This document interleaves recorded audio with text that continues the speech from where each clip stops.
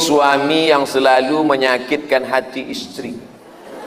Ini bukan bertanya, dia nak cerita je.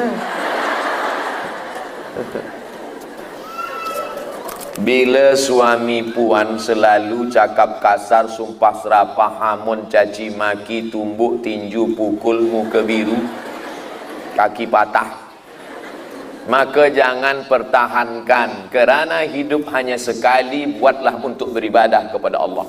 Sudahlah di dunia susah, di akhirat neraka jahanam. Fikir baik-baik. Maka mengadulah kepada wali. Wali puan ada 6: ayah, datuk, abang, adik lelaki, abang ayah, adik ayah. 6. 6-6-nya tak ada, dah habis kena tsunami semua. Report ke mahkamah syariah. Ada hakim kita di Sabah. Nanti hakim panggil dia, laki Fir'aun, sini. Jangan diam. Kenapa bodoh? Kenapa tak bangkit? Kenapa tak melawat? Ini banyak perempuan dibodoh-bodoh oleh lelaki. Awak istri saya, surga awak di bawah tapak kaki saya. Ini bukan ajaran Islam. Perempuan diberikan kehormatan oleh Islam. Perempuan bukan budak hamba sahaya. Perempuan dalam Al-Quran disebut sebagai hunna libasul lakum wa antum libasul lahun. Perempuan adalah pakaian. Macam mana pakaian?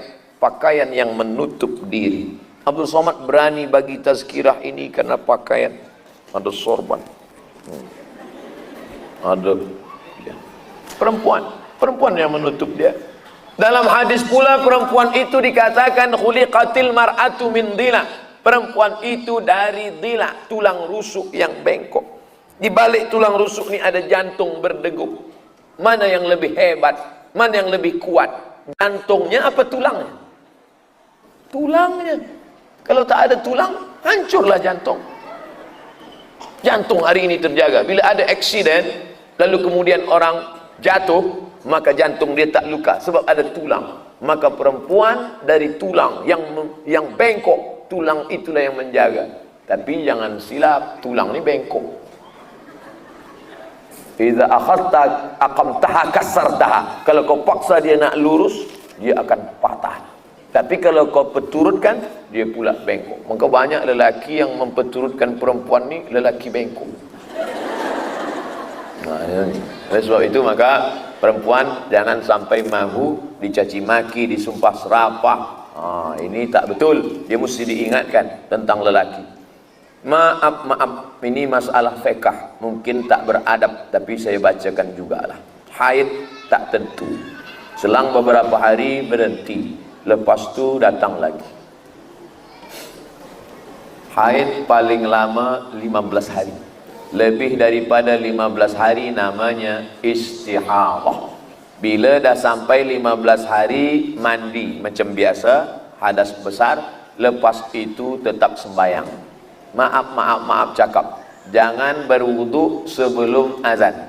Bila nak sembahyang lepas azan, Allahu Akbar, Allahu Akbar, bersihkan, barulah berwudu. Menetes dalam solat ma'fu'an, dimaafkan. Tetap boleh puasa sunat. Tak ada larangan. Sama macam orang luka. Beza dia luka orang di tangan, luka dia di dalam. Maka namanya istihadah. 15 hari lebih. Yang biasa 7 hari, maka jaga 7 hari.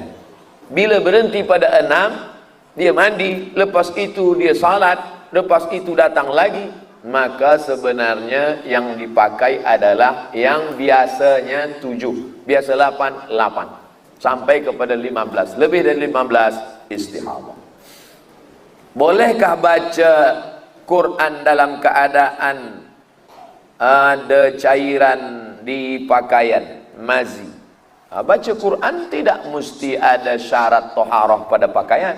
Tapi kalau pakaiannya suci, afdal. Jadi kalau pakaian dia kotor, dia baca Quran, sah. Tapi dia berwuduk. La yamassuhu illal mutahharun. Tak boleh baca Quran kalau tak suci, ambil wuduk. Tapi pakaian paling afdal, eloknya suci. Bagaimana nafkah istri yang bekerja untuk membantu suami, tapi nafkah yang dia dapat kadang ada, kadang tidak? Bagaimana nafkah istri yang bekerja untuk bantu suami, tapi nafkah yang dia dapat kadang ada kadang tidak. Yang dapat kadang ada kadang tidak ni istrinya apa suami? Perempuan ada 5 hak. 5 hak perempuan, kewajiban lelaki. Pertama, makan. Kedua, pakaian. Ketiga, rumah. Keempat, pendidikan. Kelima, perhatian. Perempuan perlu diperhatikan, perlu dipuji. Perempuan tak ingat apa isi cakap, yang dia ingat adalah kata-kata yang dipakai. Makanya Nabi pilih kata yang dipakai. Nabi tak pernah panggil ya Aisyah tadi. Nabi panggil ya Humaira. Ya Humaira. Humaira artinya ahmar. Wahai engkau yang kulitnya putih bila kena matahari merah. Ya Humaira. Karena perempuan tak ingat apa yang disampaikan, yang dia ingat adalah kata yang dicakapkan. Itu yang dia ingat. Oleh sebab itu Nabi ya Humaira. Banyak lelaki kadang datang ke saya, Ustaz, boleh ke saya panggil bini saya ya Humaira? Boleh. Tapi dia tak putih, tak apa. Senangkan hati dia, ya Humaira. Jangan terlalu jujur. Ini balik ke rumah, ya Hajar Aswad. Perempuan yang membantu nafkah kerana suami tak punya duit banyak, maka balik dari sini bagi tahu dia, abang, sebenarnya aku tak wajib tolong engkau, tapi sebab aku kasihan, jangankan duitku, nyawaku aku berikan.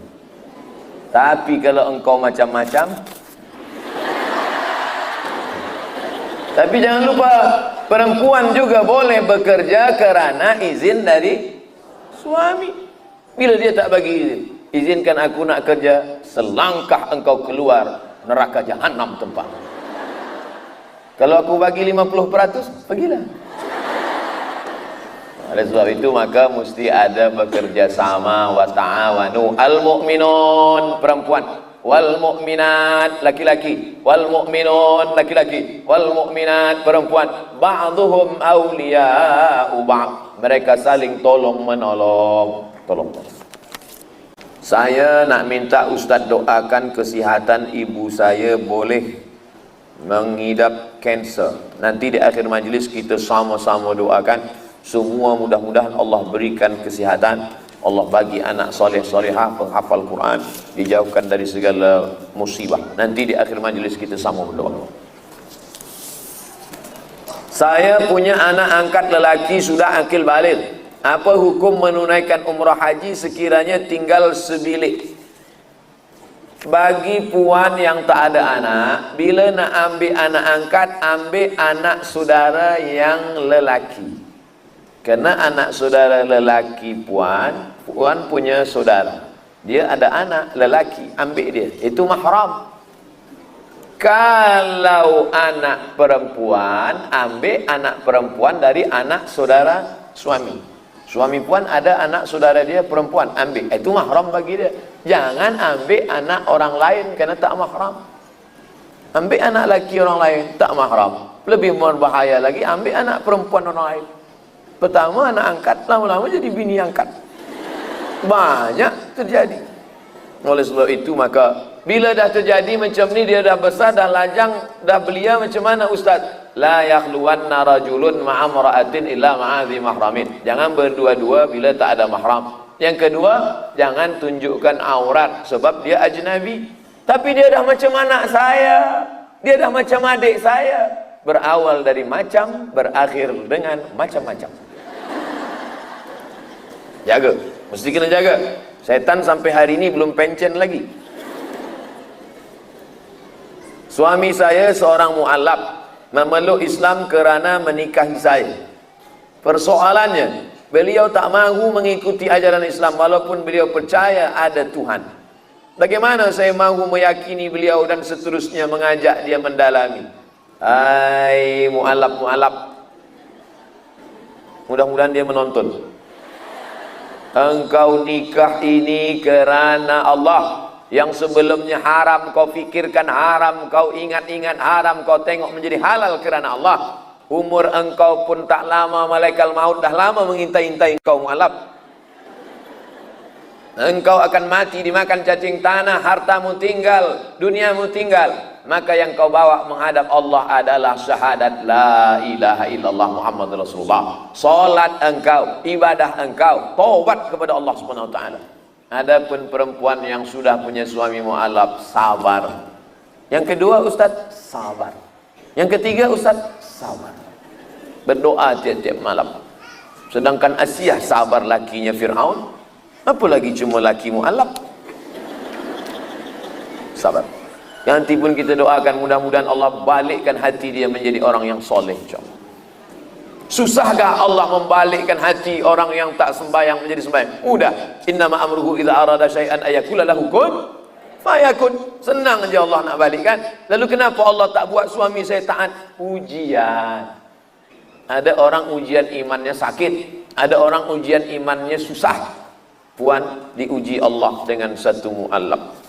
Maka bila sabar dapat hidayah dia dah bersyahadat saja sudah lebih baik daripada seekor unta yang merah. Kata Nabi, ayyahdiyallahu bika rajulan wahidan. Satu orang dapat hidayah kerana engkau, khairum min humurin na'am. Lebih baik daripada engkau memiliki seekor unta yang merah. Abdul Somad, belum ada orang dapat hidayah kerana mulut dia, kerana dia bagi tazkirah pada orang memang sudah dapat hidayah. Tapi puan yang menikah, sebab puanlah dia bersyahadat, tinggal lagi mengajak dia sembahyang, mengajak dia, ajak dia ziarah kubur. Bang, ni nak bulan puasa kita ziarah makam mak ya. Bang, bang nanti kalau mati macam ni lah bang.